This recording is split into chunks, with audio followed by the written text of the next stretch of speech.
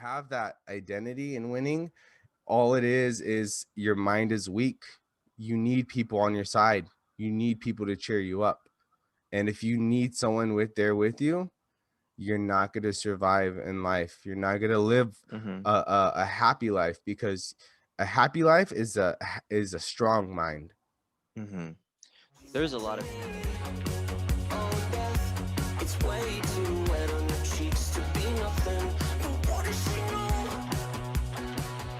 So, what's going on, you guys? Welcome back to another episode of the Mindtality podcast. I'm your host, Rodolfo Felix. and co-host Erico, guys. And you guys, we're proud to present to you number 31 of our podcast.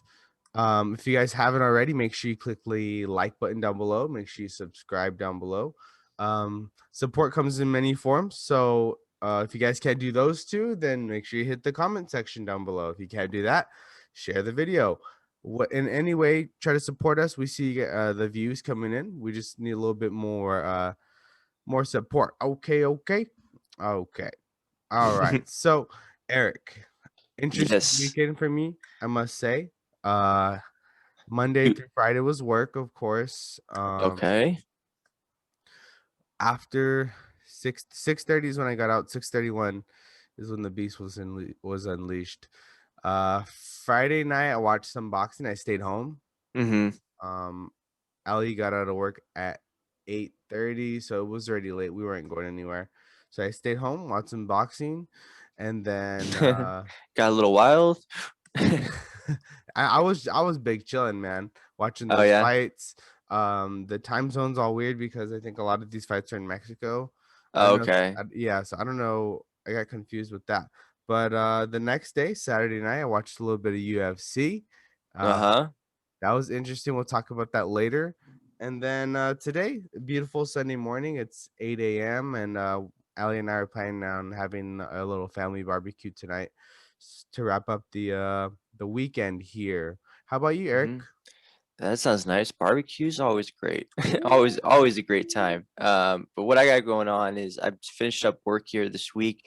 I already put my 2 weeks in, so I'm closing down here on my last couple week here as well for work, getting everything, making sure I've checked all my boxes. Like I had to call my the apartment people in my where my school's at, make sure all my like gas, electricity set up, thinking about internet cable, all that fun stuff, you know. So what, you know, just been figuring that out. And then it's also saying my goodbyes, you know, planning some dinners and some people have already said goodbye to. I probably won't see until I come back for like the next holiday. So it's been kind of like a bittersweet for me this last week for sure. It's been bittersweet of just like I'm excited to go to school and start, but at the same time I'm like, you know, I'm saying bye to all my family and friends here. Yeah, it's a big deal, Ogie. I'm super proud of you, man. I was thinking too, and I was also telling Ali, my fiance, how eventually you'll probably be like on this routine, probably like by your second year. Of you don't know when exactly you'll be coming back, like the holiday breaks, for how Hmm. long, who you'll be staying with. So by your third year, I mean, I'm sure your whole flow is going to be super smooth. Do you plan on coming back and forth for holidays frequent, or how do you see it? As of I see it now is probably not, Okay. and here's why. I think for me, it's when I'm in there and when I this is the mentality that I'm having going into law school, Okay, is Eric. that I'm entrenching and involving myself. I'm committing my entirety to this, and so when I predetermine and pre-plan the thought of me coming home, it's me thinking like, okay, I'm like taking a break when I'm not. I don't want to take a break. Right. I want to stay focused because when you take a break, that means you got to readjust. You got to re-catch up, right? Yeah, you do. You have to catch up. You do. Because when you go, I mean, like there's a lot of thought, there's a lot of planning, there's a lot of things. I mean, I plan on coming back for like maybe a day or two, and that's probably Christmas. That's I that could see that. like that's about it. Thanksgiving, no. Spring break, no. Like these like weeks, I plan on just staying and keeping my mental focus, because the second that you lose that mental focus is the second that you let others get ahead of you, and the Mhm. second that you let yourself beat you, if that makes Yeah. sense. No. I agree. I agree, and that actually leads to my first point here, Eric. And it's the thought we talked about the word obsession last week. Mm-hmm. Um, but I wanted to talk about the opposite of obsession, and then what's between both, like the opposite of obsession and then obsession itself. And so to start off, let's start off with the opposite of obsession. Lackadaisical, um Careless. comfortable. Sometimes Mm-hmm. it's the lack. So when you're obsessed, that's all you're thinking about. It's the words that come out of your mouth. It's your eye look, your eye placement, like your focus, like that's what your eyes are glued onto. That's all your thoughts are thinking. The lack of that is the opposite of obsession. So when you're kind of like you're not thinking about it as frequent. And then Mm-hmm. in between those, Eric, is balance. You understand what obsession is. You understand uh what how it feels or what it's like to let go of the throttle, and then you have that in between. And I Mm-hmm. think to be balanced at something, discipline is huge. Mm-hmm. It's almost deceiving how much of a factor discipline is in having a balanced life. Mm-hmm. I always think about people who say, "Oh, I would never do 40 hours a week. I would never do a 9 to 5." Well, I don't know if that's because they don't want to be controlled or work for someone else, or I don't know if they could actually handle a Mm-hmm. full 40 every week, knowing that like you're supposed to be on the clock Monday at this time, and then you're done for the week Friday at this time. I don't know if that's defeating to them.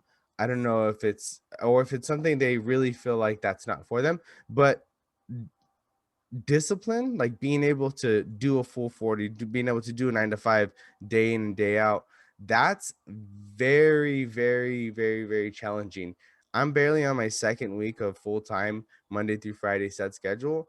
And Eric, it's discipline every morning, knowing that you have to prep your lunch, you have to prep breakfast, and then you have to, and you're putting the pieces together. It's a lot of work. But when you have that balance, it's very satisfying. And then you look back, like for example, Mm-hmm. this Friday when I finished work, I looked back at a pretty successful week. I packed my lunches all week. Mm-hmm. Um, uh, we figured out because we don't like to leave Louis home by himself, so we figured out Louis' transportation thing. Okay, we'll drop him off at Ellie's parents' house so he can play with the other dogs there. Mm-hmm. There was a flow to this week, but it Right. required a lot of work. And Right. that's what I wanted to talk about. I don't know if you can maybe share with us an example that you have, Eric, or like what's going through your thoughts as I'm trying to break down obsession, lack of obsession, having balance, and having the discipline to maintain balance and making it look not easy, but making it look like, oh, it's very simple. Not Mm-hmm. really. Not Right. really. Right. A big part of that has to do with consistency, right? Because you can do one work day to the best of your ability, or maybe even like a week. But the question is, can you do it a month, 2 months, a year of just consistently putting in 100%? And that's what we were kind of talking about, is obsessing, right? Hmm. That you consistently, constantly think about it, and you're so entrenched and involved with the idea of doing well that it comes second nature to you. Like it's not even a thought. And like there's a catch 22 with that, like Rodolfo was talking about. It takes a lot of discipline. It takes a lot of commitment, takes a lot of focus. That's the key word there, is focus, because when you're not focused on what you're obsessing about, right? Because it's kind of the same concept as focus and obsession, but it's a different way of looking about it. When you think about focus, you think about tunnel vision almost, right? You think about one thing and one thing only. Because if you start thinking about having other uh, uh, things to do, other this, other that. You become too many minds is what it's called. You're second doubting yourself, you're distracting yourself, and you're beating yourself up mentally because you're having too many minds in your head. What you need is one mind, one constant, calm, collective mind to help you get through that obsession, that whatever it is that you're trying to achieve. But I think like a bit of balance that you need to go with that as well, where you do need to have those days of I guess you would say relaxation, or I don't know if I would want to call it relaxation. I want to call it a reset. Like Okay, Eric. I don't know. Okay, I better watch my terms here. I'm talking about reset, and what I mean by that is, like Rodolfo always talks about, journaling, self-reflection. Those are that's when you can kind of like step back for a second, and it's not one of those like I'm just gonna like take this off type of thing. It's more of like I'm just trying to understand better. It's not always full throttle. You kind of go back a little bit just so you can self-reflect and then just go right back so you can reach 110, you know?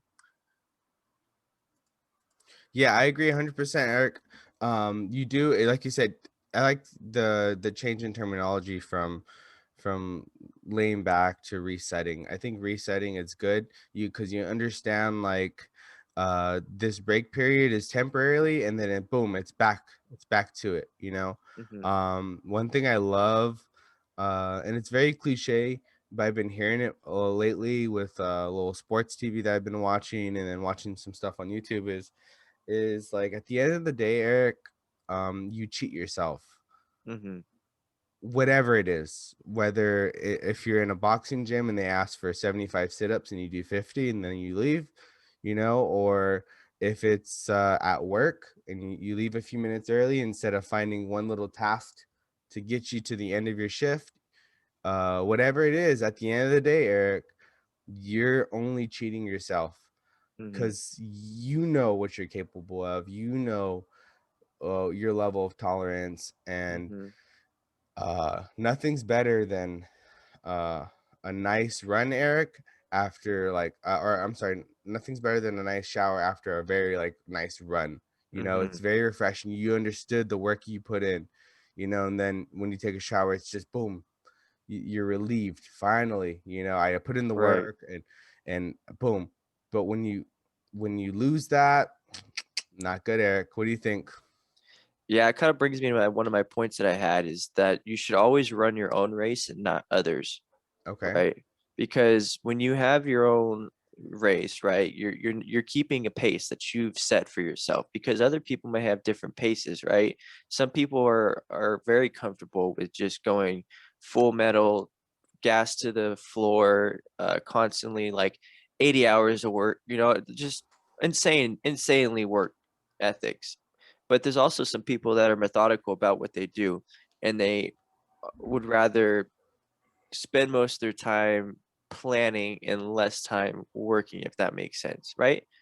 Everybody has their own like strategy to what they're trying to do. So what I'm trying to get out of this is to not like worry or focus about other people's progress and what they're doing. Rather focus on what your progress is and what you're doing and run your own race, and don't compare or try to race them with your own race. Yeah. They have their own goal and finish line that they're running to. Don't distract yourself. Don't try to do more than what you know you can do just because you want to, either show pride, ego, whatever it is that you want to show it by doing so, because that's just like you said at the end, it's gonna cheat you. You're only cheating yourself by doing that. Yep. Yep. And it's so relieving when you know your limit and you push it like in a healthy manner. I'm not talking about anything like unhealthy. I'm just like for a workout example, like when you don't cheat yourself, the satisfaction that you get, and you take your mind to another level. You know, you're like, holy, I didn't think was able to do that, you know. Hmm. I remember when I worked retail, Eric, there was a thing called heel toe when you worked in the shoe department. And if you ever noticed how shoes are packaged, they're packaged by one shoe, the heel is at the bottom, and then next to the heel is the other toe of the other shoe. So that's why they call it heel toe. That's how all companies pack their shoes. So we would have to go aisle by aisle and heel toe. And when I first started, I think there's like 26 aisles of shoes. So that's like over 500 pairs of shoes that we would have to heel toe 500 pairs of shoes a night. And at first, it was me and then the lady who trained me. This lady was probably in her mid 50s, Mexican lady, training me, and she was smoking me, Eric. Heel toe, heel toe. I mean, she's going. And I remember looking at her, and she had been with the company for about 17 years.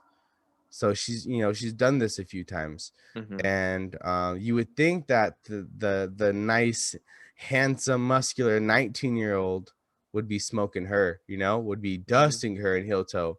But there's just some things, man, that it just requires practice. It requires repetition. It requires experience Mm-hmm. in order to successfully do something. And I just remember knowing, like, okay, if I want to get to that level, it's going to take some work. And I remember, Eric, like when I was fully trained and I was heel toeing by myself, I would get to a point where I didn't want to heel toe anymore. But I understood this was my duty. This is my job. This is what I was trained. I know what I'm supposed to do at the end of the day. I already know what aisles I'm supposed to do. Um, Mm-hmm.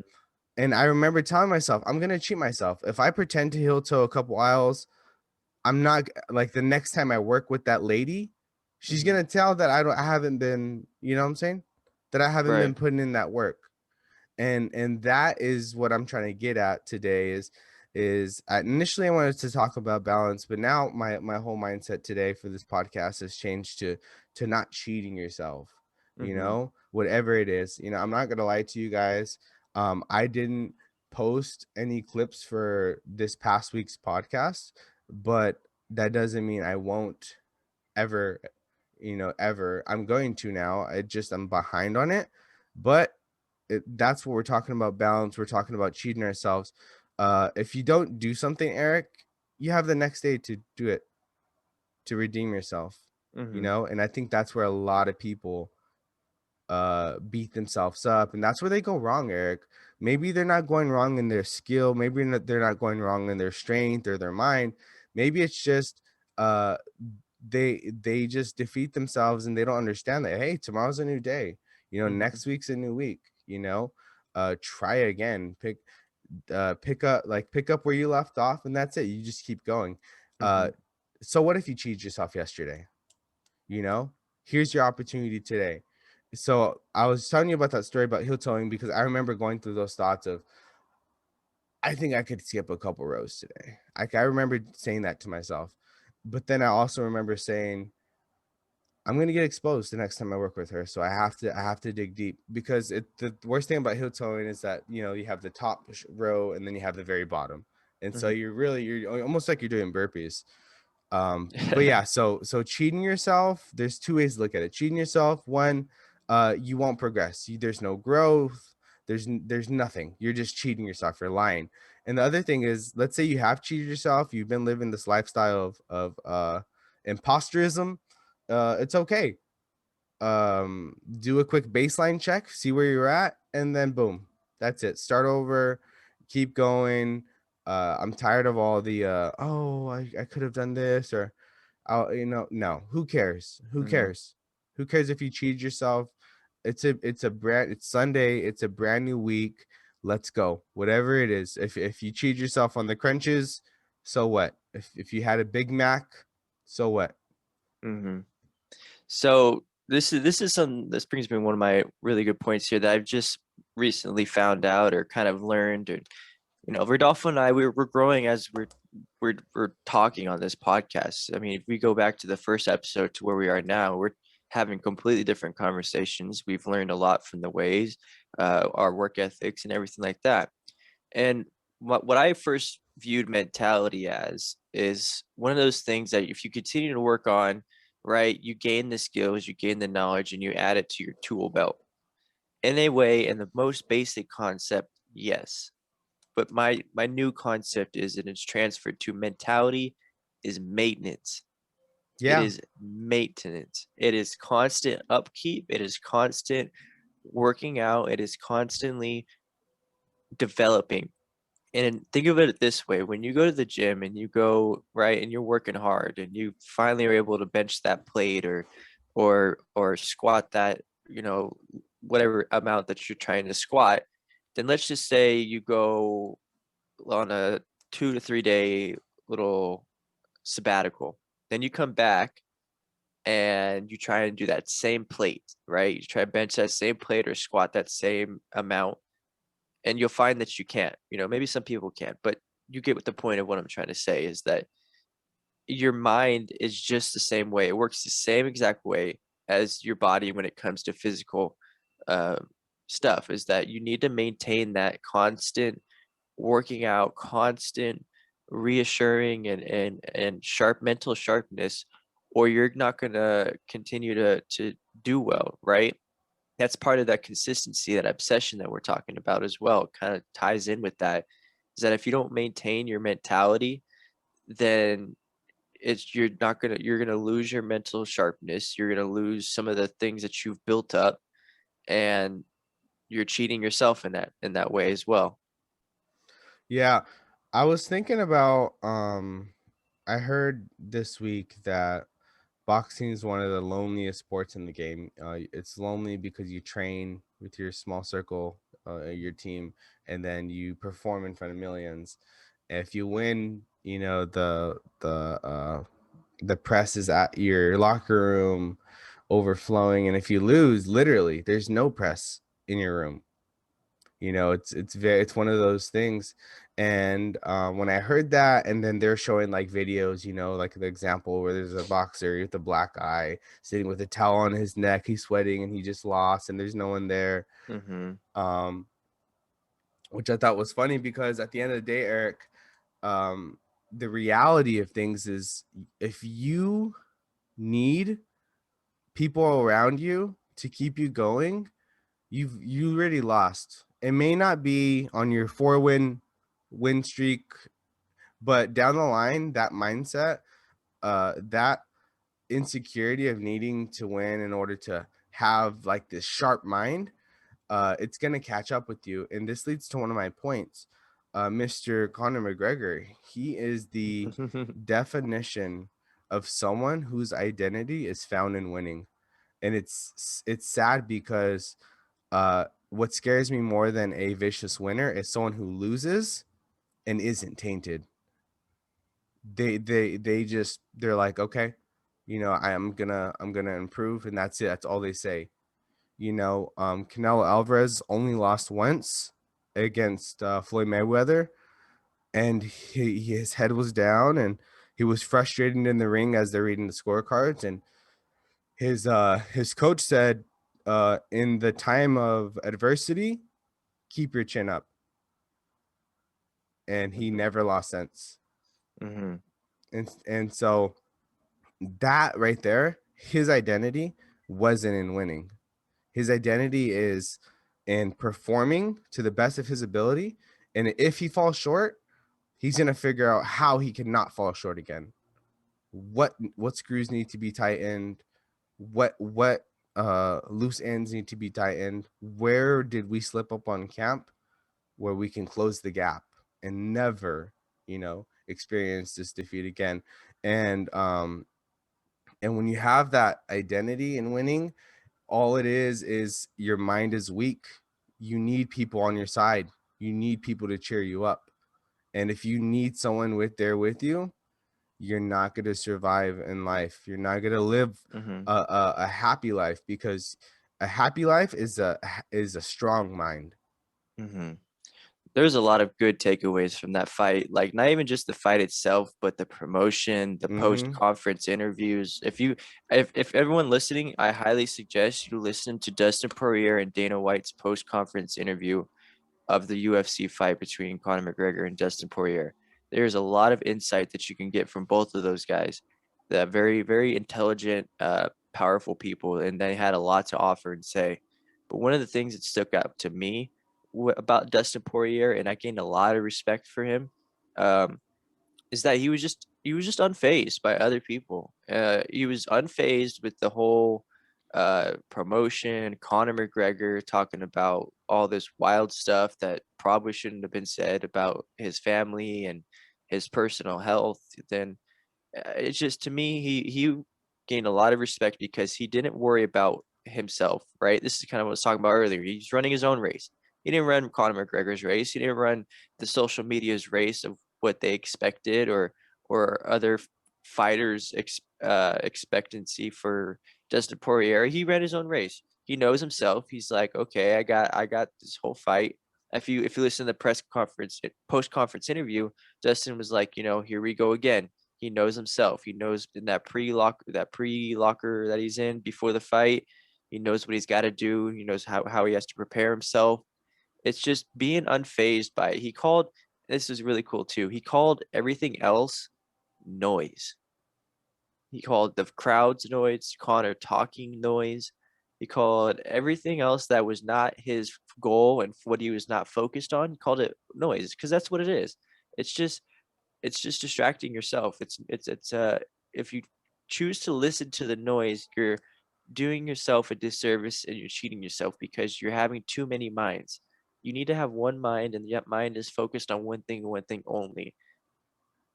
Our minds are not very uh complex like that when it comes to can't handle too many tasks at once. You got to be able to focus yourself on one thing and give it all your 120% to that one thing versus allocations of 25% to promotion, 25% to post conference interview, 30% to fans and making sure they're happy. No, you're not going to win the fight if you put only 35% at the end of the day into what you're actually doing in the fight, right? Instead, you take away those percentages and you put it all into the fight like Poirier did, right? And the results are going to be the results. I like how calm Poirier was.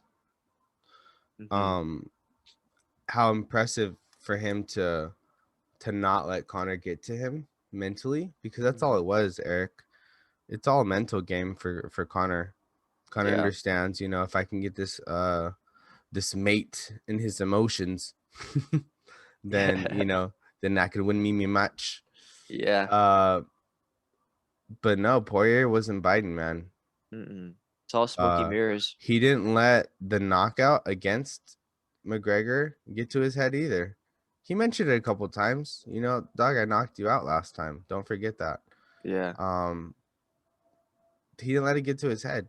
He understood that at the end of the day, he still has to perform. And back to my point of boxing be a lonely sport, and not having to need anyone on your side. That's at the end of the day, that's the true winner, the one who's independently strong. That was Poirier. He was a, Mhm. a perfect display of focus, determination, and purpose.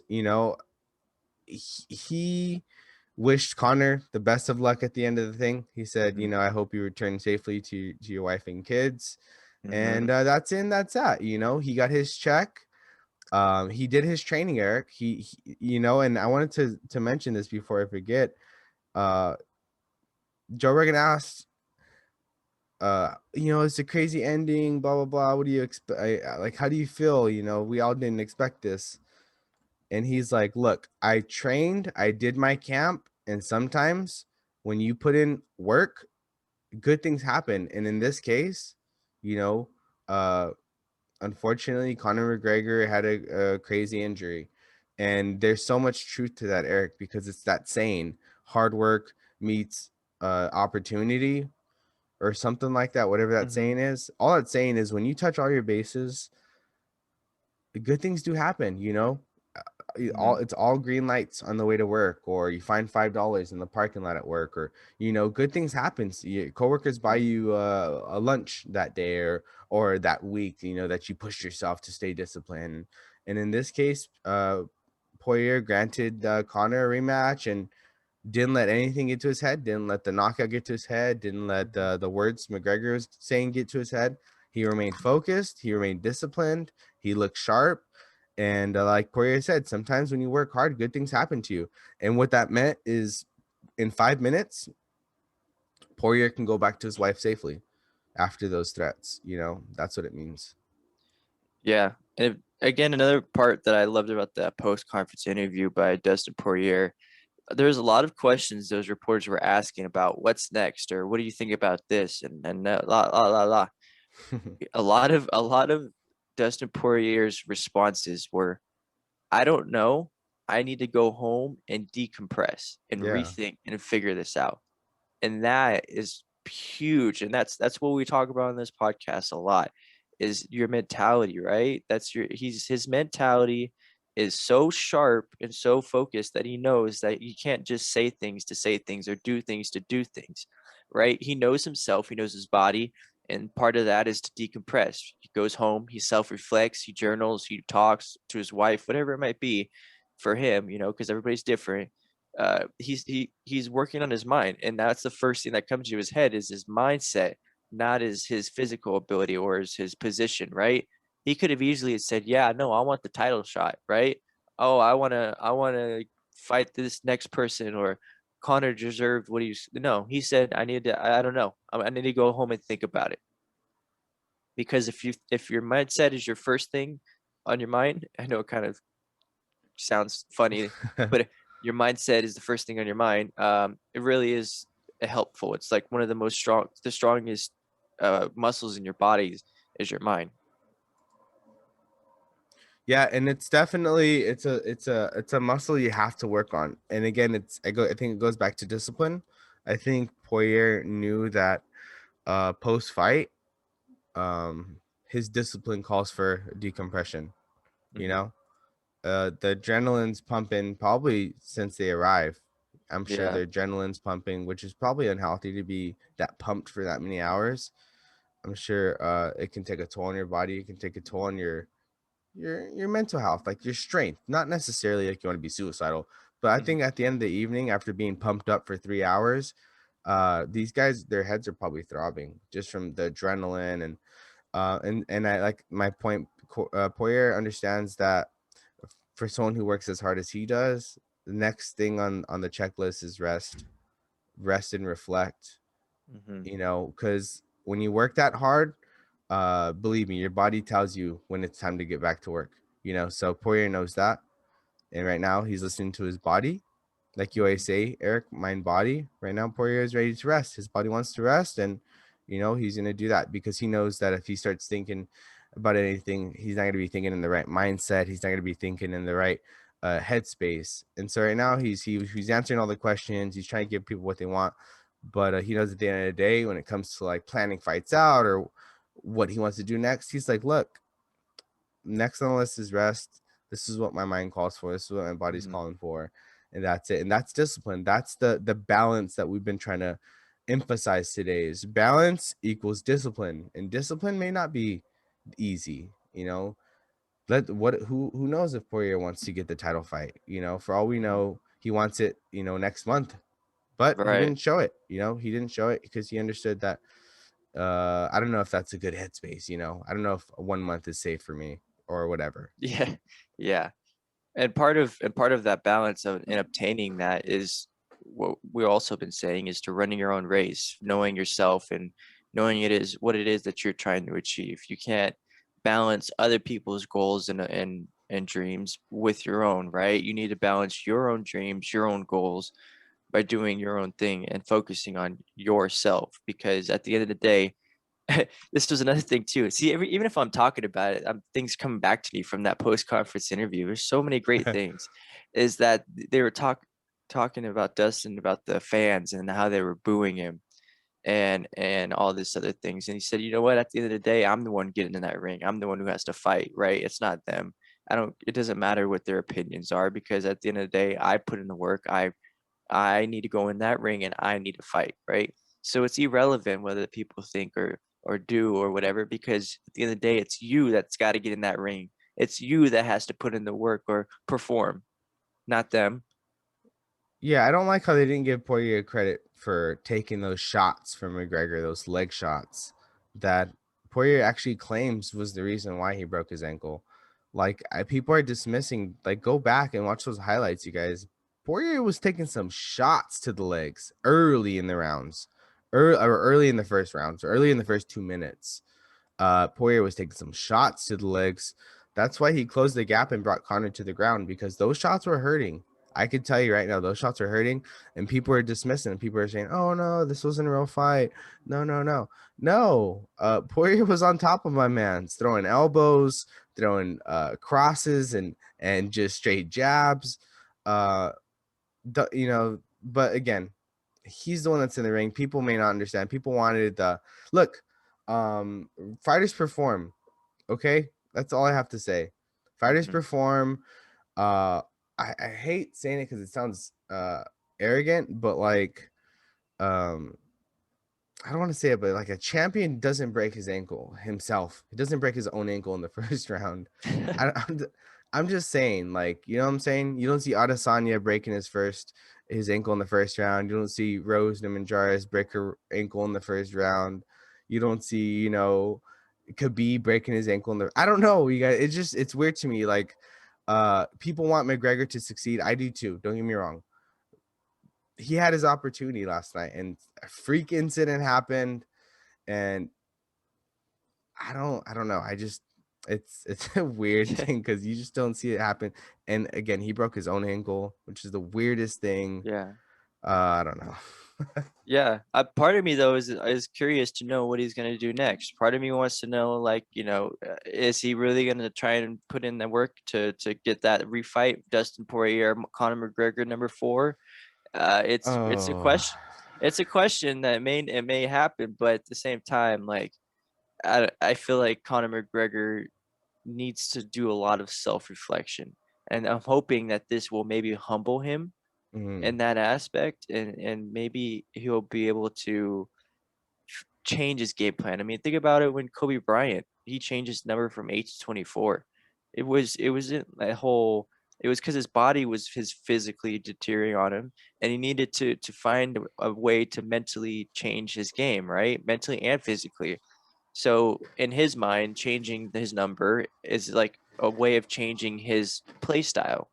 yeah, So in the same way that maybe Connor can rethink his approach and his mindset and his demeanor and change it up, because what's going on with him may have worked before, but it's not working now. uh, back to my point about people whose identity is in winning. Um, Try not fighting the same person who knocked you out the last time. Like there's his answer right there. For that, that's Conor McGregor's answer. Fight someone that different. Poirier got your number, my guy. It's over. And that's just the truth to anything. If you're someone who loves winning and you find your identity in winning, there's nothing wrong with that. There's a balance to it. All I advise you is that when you come across adversity, understand the difference between adversity and defeat, because you guys, there's nothing wrong with defeat. Defeat makes you better. Hmm. Defeat exposes you, it shows you where the gap is, and it gives you an opportunity to close that gap, to improve, you Hmm. know. Um, so defeat isn't the end of the world. Hmm. I mean, Poirier has like 8 losses, like 7 losses. That's a lot of losing in a sport like UFC, but Hmm. he's bounced from those losses and look where he's at now. And so my point, McGregor should not have fought Poirier for number 3. He definitely should not fight for a number 4 fight with Poirier. It's starting to be like a sad thing to see, watching Hmm. McGregor fight. Uh, yeah, I would love to see him fight someone different, but Poirier got his number. He broke his own ankle in the first round. I don't know. Hmm. And that's the thing, is that no one ever goes and plans to lose. Nobody ever like just No, goes, yeah, hey, like I'm gonna lose today so that way I can be better. Like, no, that's not what we're right. talking about as well. What we're talking about is when that does happen, right? When things don't go your way, because that it will happen sooner or later. Your things are just not going to go your way, regardless of your work ethics and mentality and mindset. Like, it's just it's the part of life. Things don't always go your way, regard. And so what we're trying to explain is that it's not the end of the world, and don't view it as like this big ultimatum negative thing, but more of as an opportunity to work harder and be better.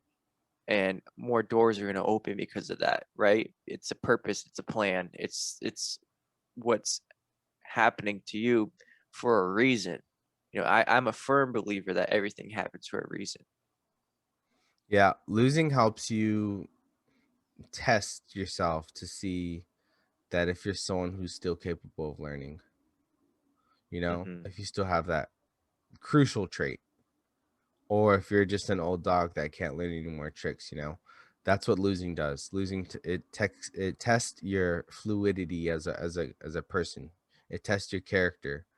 Like that Hmm. saying, it's not how you throw a punch, it's how can you take a punch, that makes Mm. you a fighter, that makes you qualified to be in this position. So defeat isn't everything. Here at the TMP, we want to wish Conor McGregor the best of luck in his Yes. recovery. Poirier, likewise, with his title fight that he rightfully deserves. He's the interim, so he is mandatory for the belt. That's Poirier's next fight. Can't wait to see that one. Eric, that's everything on my notes, sir. Yeah, I do want to note that next week we're gonna have Blake back on this podcast. Oh, Yep. We're gonna that's recap. true. We're gonna recap how his show went and kind of what his next move is. Blake's been a guest on our podcast twice now, Mm-hmm. and we love having him on because he's got a good mindset and a good head on his shoulders for sure. Yes, definitely. He is definitely a prodigy of the TMP. It's an honor watching him grow, and that's what we're about here. We're about growing. Hmm. We're about steady progress. We're about vision. Okay. So we next week we're happy to have Blake on. I'm happy to see what he's up to, what he's going to be doing moving forward. And yeah, him being the third, no, the first person to have 3 episodes on 3 appearances, rightfully belongs to Yeah. Blake. Blake's a good man. He's a good sir. Absolutely. So, I mean, that's all I got, Rodolfo. Just to continue to everybody just listening, that's to continue to grind. Remember, mentality is maintenance. Don't let up on that. You always think about how you can sharpen your brain today. And the more time you take off on that, the more you're cheating yourself. I agree. I agree. Thank you guys for tuning in. Make sure you guys, if you guys haven't already, like and subscribe. Make sure you guys share this video if you enjoyed it. And we'll see you guys in the next one. Peace. Peace.